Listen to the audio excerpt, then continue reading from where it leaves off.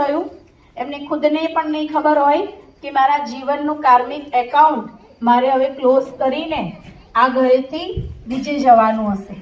તો અહીં બેઠેલાને દિલીપભાઈ નિમિત્તે આપણે શું શીખીશું? કહેવાય છે કે મનુષ્ય જીવનમાં 3 પ્રસંગ આવે છે આપણા દરેક સાથે.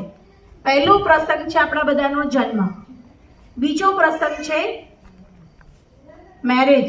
આ ઘરની અંદર આપણે કહ્યું ને કે ભાઈના તો શું લીધા હતા, મેરેજ નક્કી કર્યા છે, તો એ પણ એક મોટો પ્રસંગ છે. અને ત્રીજો છે એ મૃત્યુ પ્રસંગ છે.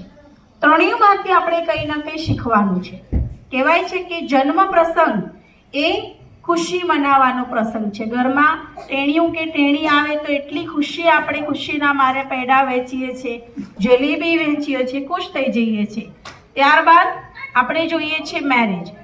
મેરેજ કહેવાય છે કે માણવાનો પ્રસંગ છે. આપણે ટીપટોપ તૈયાર થઈને ક્યાંય મળીએ છીએ ને એન્જોય કરીએ છીએ કે ભાઈ એમના લગ્નમાં તો આવું હતું, એમના લગ્નમાં તો તેવું હતું.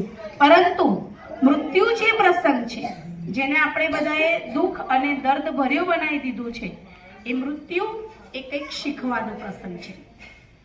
કેમ કે અચાનક કોઈના જીવનમાં મોત અચાનક આવે છે ત્યારે આપણને કંઈક પાઠ ભણાવે છે કે મારે પણ હવે આ શરીર છોડીને એક દિવસ તો અહીંયાથી જવાનું જ છે.